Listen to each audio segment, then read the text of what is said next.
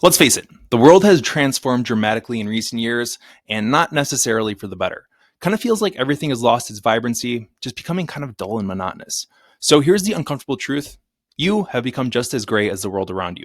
Somewhere along our collective journey here, we kind of misplaced that essential spark that actually makes life worth living. And if you take an honest moment for self-reflection here, you probably feel it too.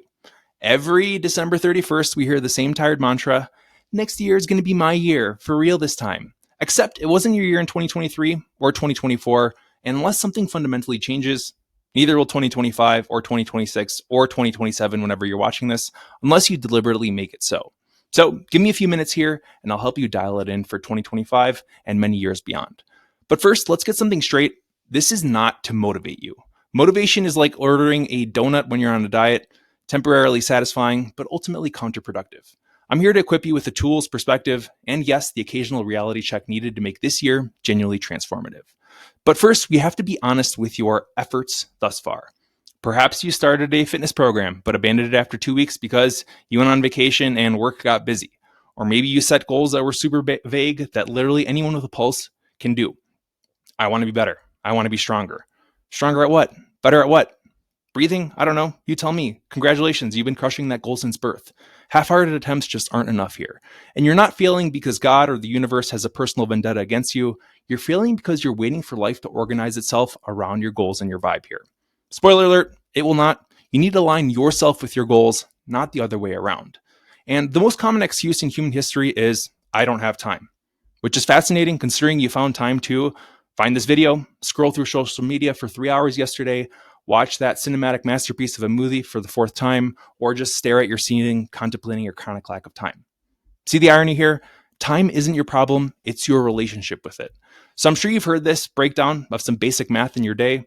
24 hours in a day, minus 8 hours for sleep, if you're fortunate, minus 8 hours for work or school, minus 2 hours for eating and basic existence. That leaves you with 6 hours daily. If you can't articulate how you're using those 6 hours without stammering, we've identified your problem here. And with that, we live in an era where knowledge is quite literally at our fingertips. Want to start a business? There are tutorials, templates, and AI tools practically begging to help you. Trying to get fit? There are coaches, apps, YouTube channels, and fitness communities that are ready to keep you accountable. If you're interested in learning a new skill, there are platforms like Coursera, Skillshare, and yes, even social media if you follow the right creators, they have you covered. There are tons of free courses from MIT and Harvard that you can take.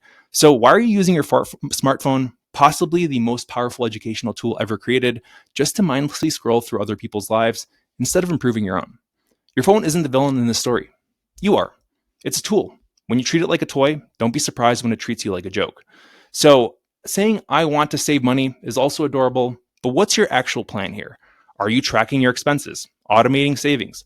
Are you just hoping that your bank account will pleasantly surprise you like an unexpected pop quiz on a Friday morning? This applies to everything: fitness, learning, relationships, work, all of it. Goals without systems are like cars without engines. They look nice, but they won't take you anywhere.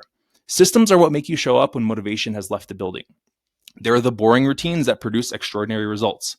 The meal preps, the study schedules, the workout plans, the business plan, they separate achievers from dreamers.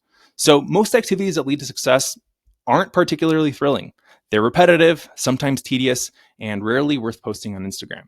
It's waking up early to work out when your bed feels like it's giving you a comfortable hug. It's declining social invitations to focus on your goals. It's putting in effort when nobody's around to applaud you. The grind isn't meant to feel good. It's meant to feel necessary. Once you stop expecting every step of your journey to be entertaining, you'll start seeing genuine progress. And like I said, we're living in the most resource-rich period in human history. There is absolutely no justification for remaining ignorant or stagnant. Want to make more money? Money-making opportunities are everywhere. Want to learn coding, public speaking, dancing, writing, boxing, even basic social skills like talking to strangers or spending time outdoors? Free tutorials exist for literally everything. You're not struggling because opportunities are scarce. You're struggling because you're not seizing them. And no, consuming success content is not equivalent to taking action. You might be watching this right now, nodding along wisely, but are you actually going to do anything different when you finish? Stop being a passive consumer of inspiration and start actively participating in your own life story. It is a lot more fulfilling, that I promise you. And society has sold you this fairy tale that you can be perfect, that you can perfectly balance everything. Career, personal growth, relationships, rest, that sourdough starter you abandoned 3 years ago. But the truth is that perfect balance is both impossible and overrated. If you genuinely want something, you'll need to let other things slide. Not crash and burn, but temporarily take a back seat. And this doesn't mean working yourself into burnout, but it does mean prioritizing your success like your life depends on it. Because it does. You won't achieve meaningful goals by squeezing them into the forgotten corners of your schedule. They need to be front and center, the non negotiable elements around which everything else revolves. And I want to end this with a final question. Are you actually trying? It's easy to claim you're trying your best, but are you really? Or are you just experimenting with effort here? There's a vast difference between sporadic effort and consistent dedication. One might get you fleeting results, the other transforms your entire life. And with that, be brutally honest with yourself. If you're not where you want to be, is it because invisible forces are conspiring against you or because you haven't fully committed? You can't invest half-hearted efforts and expect full-bodied results.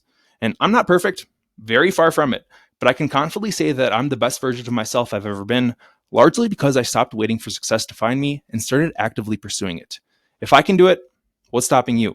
We're probably not as different as you might think. And this isn't a motivational wake-up call.